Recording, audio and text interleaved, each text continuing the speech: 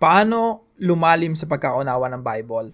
Part 4. Magandang araw po sa bawat isa sa inyo. Welcome back to our 365 Daily Devotion Seminary Edition. So I hope marami po tayong natutunan this past few days na pinag-usapan po natin yung covenant. Yung covenant po, ang ibig sabihin po nito ay kasunduan. Halimbawa, yung nagpakasal na dalawang tao, babae at lalaki, nung nagpakasal sila, nagkaroon sila ng covenant. Nagkaroon sila ng kasunduan. Now, dito po sa pinag-aaralan natin, nakikita po natin na yung Diyos pala kumikilos through covenants. Ibig sabihin, nakikipag-ugnayan siya. Meron siyang covenant with His people. Meron tayong kaugnayan sa Kanya. Meron tayong promise. Meron tayong kasunduan. Na yung pag-uusapan po natin ay covenant of grace. Ano ba yung covenant of grace? The covenant of grace is the unilateral agreement. Pag sinabi natin unilateral, yung Diyos yung nangako. Para lang tayong nandun tayo sa bargaining table pero wala tayong masabi. Tangulan tayo ng tanong at sinasabi, Lord, thank you, salamat sa yung mga pangako. Ganun lang, no? Unilateral. Siya lang yung nagsasabi ng mga pagpapala, biyaya ng kaligtasan na ibibigay niya sa atin. So the covenant of grace is the unilateral agreement between God and His people in which He promises eternal life and salvation not based on human obedience but on grace through faith in Jesus Christ who fulfilled the righteousness required by God. Ang mahirap maintindihan yung covenant of grace pag hindi natin naintindihan yung devotion natin kahapon, covenant of works. Now, kahapon po yung covenant of works, pinag-aralan natin, si God nagkaroon ng agreement kay Adan. Perfect obedience yung hinihingi ng Diyos kay Adan kasi si Adan sumuway. Kaya po, lahat ng tao na kay Adan, we were in Adam, kaya lahat po tayo naging makasalanan din at tatanggap ng kaparusahan. Kaya po nangangailangan tayo ng covenant of grace, yung biyaya ng Diyos ng kaligtasan na hindi natin pinagtrabahuhan kasi hindi natin kayang maging perfect sa harapan ng Diyos. Pero kaya ni Jesus Christ. Kaya under the covenant of grace, ang Panginoong Jesucristo po yung sinugo ng Diyos upang siya yung tumupad ng misyon na dapat tuparin ni Adan. So, si Jesus Christ yung merong perfect obedience sa Diyos. Now, yung covenant of grace po, nagsimula po yan right after the fall. So, from here to here. Dito po sa dulo, yung completion, diyan niya mararating yung ultimate goal ng covenant of grace. Yung maging perfect na tayo muli, yung makabalik na tayo sa presensya ng Diyos muli. So, from fall to the completion, yan po yung coverage ng covenant of grace. Actually, yung covenant of grace, pwede natin sabing eternal yan. Dito po sa fall, right after the fall, Genesis chapter 3 po, nagkasala yung tao. Makikita nyo po ron, magbigay nga tayo ng isang verse. Sabi rito, kayo ng babae, aking pag-aawayin, binhimo't binhi niya, lagi kong paglalabanin. Ang binhi niya ang dudurog sa iyong ulo at sa sakong niya ay ikaw ang tutuklaw. So sa Genesis chapter 3 verse 15, ito po yung tinatawag nating first gospel. Unang announcement ng ebanghelyo na merong Messiah na darating at yung Messiah na yon si Jesus Christ, siya yung dudurog sa ulo ni Satanas. Kaya po ito ay yung pinakasimulato ng covenant of grace na hindi tayo pinabayaan ng Diyos sa kasalanan, hindi tayo pinabayaan ng Diyos sa ilalim ng kapangyarihan ni Satanas, hindi tayo pinabayaan ng Diyos sa pagdurusa at kamatayan na dulot ng kasalanan, kundi merong pangako ng pagtutubos. At unang gagawin ng Diyos talaga, dito sa Genesis 3:15, durugin yung source ng kasalanan at ng kamatayan, si Satanas. So, in the same chapter kung saan nagkasala ang tao, dun rin mismo sa chapter na yon, nagsimula yung biyaya ng Diyos, yung covenant of grace. So, ito po yung ating tatalakayin, no? Ito po yung teaching natin ngayong araw. The covenant of grace. Christ is the mediator of the covenant of grace.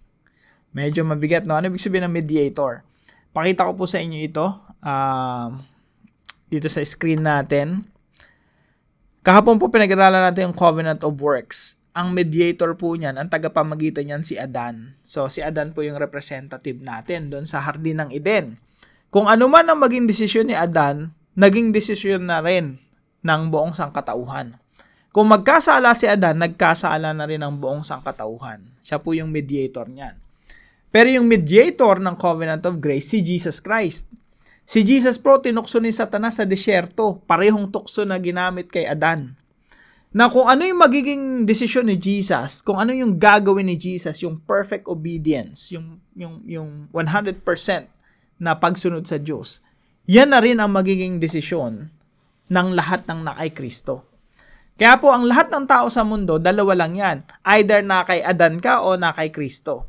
Pag nakay Adan ka, mananatili ka sa iyong kasalanan. Pero kung ikaw ay nakay Kristo under the covenant of grace, ikaw ay nahugasan na sa lahat ng iyong pagkakasala at ikaw ay binibilang ng matuwid katulad ng Panginoong Hesukristo. So, Christ is the mediator of the covenant of grace. Itong nasa screen natin na to, pero nyo itong screenshot. Hindi ko na ito madidiscuss sa 15 minutes lang, no? Pero malaking tulong po ito para makita nyo yung comparison. Kasi sa Bible po, pinagko-compare talaga si Jesus tsaka si Adan. Bigyan ko po ng example sa 1 Corinthians 15:21-22 hanggang 45.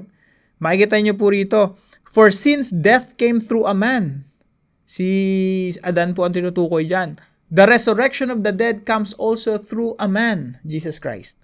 For as in Adam all die, so in Christ all will be made alive. Kung paanong namatay ang tao dahil kay Adan, kay Kristo naman muling mabubuhay ang tao, mabubuhay ng pangwalang hanggan sa piling ng Diyos. Ganun po yung comparison nila kasi dalawa silang representative. Kagaya po dito, sabi rito sa 1 Corinthians 15:45, yung first man si Adam, yung last Adam si Jesus Christ. Pareho natin silang representative. Parehong mediator. Kaya either na kay Adan ka o kay na kay Jesus. Kaya alam niyo po yung 2 Corinthians chapter 5 verse 17. Sabi ron, if anyone is in Christ, he is a new creation. Bakit po? Kasi lahat ng na kay Adan, sila yung nasa old creation. Nasa dating creation na nagkasala. Pero kay Jesus, ikaw yung new creation. Perfect ka na sa harapan ng Diyos. Ganun po grabe yung biyaya ng Diyos. Point number 2. Christ's perfect obedience satisfies the standard of God. Naalala niyo po yung devotion natin kahapon. Si God may standard dun sa Hardin ng Eden. Perfect obedience. Si Jesus Christ po, nung sinugo siya ng Diyos, nabuhay siya bilang isang tao, tunay na tao, kagaya ni Adan. Pero ang ginawa niya, sinunod niya yung Diyos ng buong 100%. Christ's perfect obedience satisfies the standard of God. Kaya po, point number 3, Christ offers eternal life through faith in Him. Kaya sa pamamagitan ng Panginoong Hesukristo, meron ng buhay na walang hanggan na ino-offer sa atin.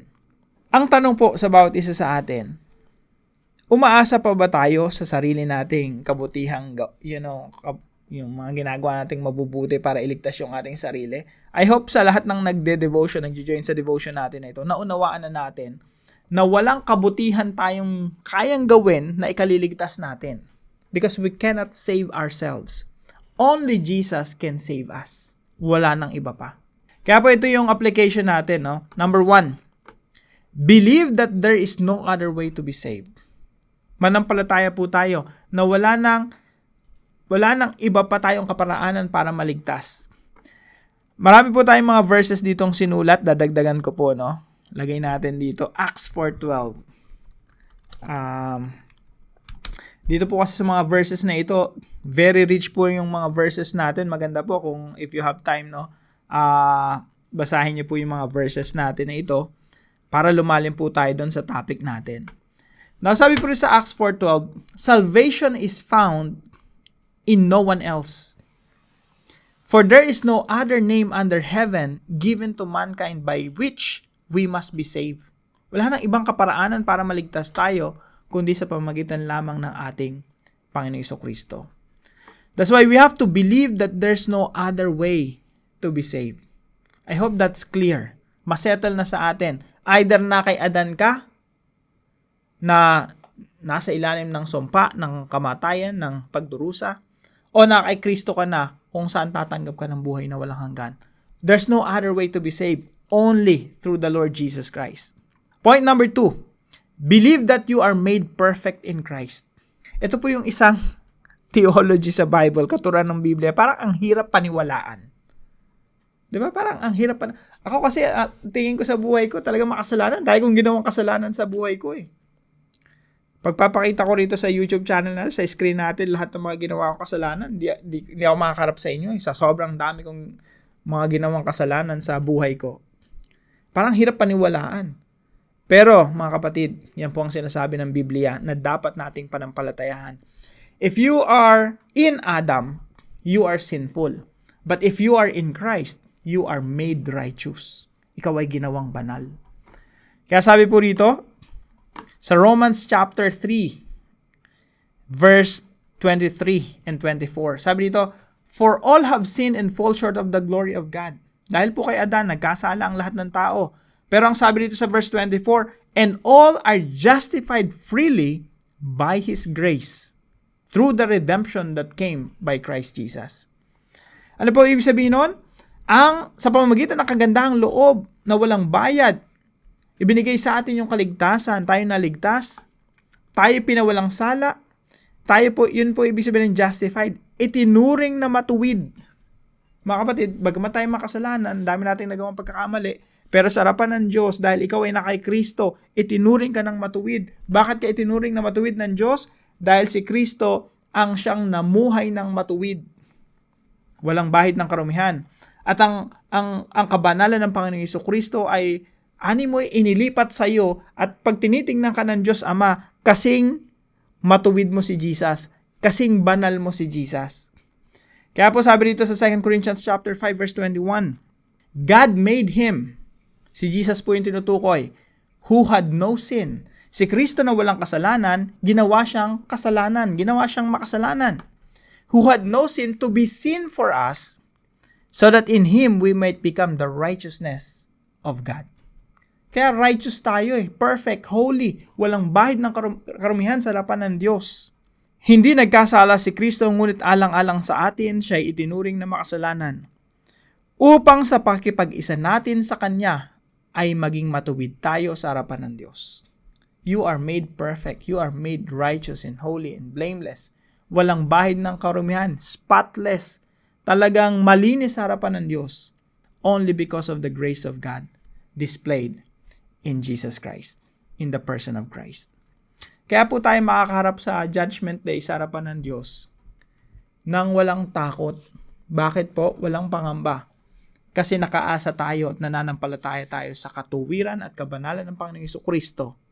At lahat ng nakay Kristo dahil representative natin siya. Kagaya ni Adan, no? Dahil representative natin siya.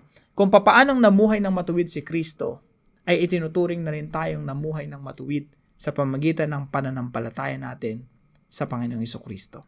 And number 3, believe that you inherit eternal life through Christ. Panampalatayahan mo na ikaw ay nagmana, or sabi nating nagmamana. Actually, nasa sayo na yun. The moment you believe in Jesus Christ, you have eternal life because Christ is our eternal life. Ikaw ay may buhay na walang hanggan. Ikaw na ay nakabalik sa hardin ng Eden, kapiling ng Diyos. Inaantay na lang natin yung perfection. Tingnan po natin yung timeline natin. So, yung istorya po ng Bible, ganito lang, no? May covenant, tatlong covenant, main covenants, covenant of redemption, covenant of works, and covenant of grace. Creation, fall, redemption, completion. Tayo po ay under the covenant of grace. Kaya po inaantay na lang natin yung future natin na makumpleto yung transformation natin, yung pagbabago natin. Someday, pagbalik ng Panginoong Jesucristo, gagawin niya tayong kamukha niya, katulad niya, perfect just as He is perfect. So ito po yung inaantay natin, completion, biyaya po ng Diyos yan. Wala na pong makakaagaw sa atin yan, ng buhay na walang hanggan, nasa sa atin na yan. Believe that you inherit eternal life through Christ, wala nang bawian yan. Banal ka na sa harapan ng Diyos. Wala nang wala nang magbabago diyan. Yung grace ng Panginoon unchanging. Kaya po yung katayo natin sa harapan ng Diyos, we are forever holy and blameless. That's unchanging. That's forever. Now, para po sa ating discussion, how does Christ's perfect obedience give us confidence in our salvation? Samahan niyo po ako sa panalangin. Heavenly Father, thank you for the covenant of grace. I know that I could never meet your perfect standard, but Christ has done it for me. Help me to trust in Him alone for my salvation. When doubts arise, remind me that His obedience is enough. When I feel unworthy, remind me that I am made perfect through Him. Fill my heart with faith and joy, knowing that eternal life is your gift, not something I must earn.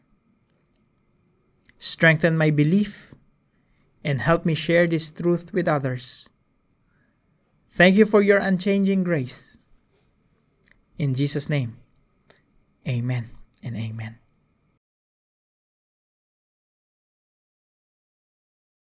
Kung kayo po ay may natutunan sa devotion natin na ito, ipalam nyo lang po sa comment section right below this video.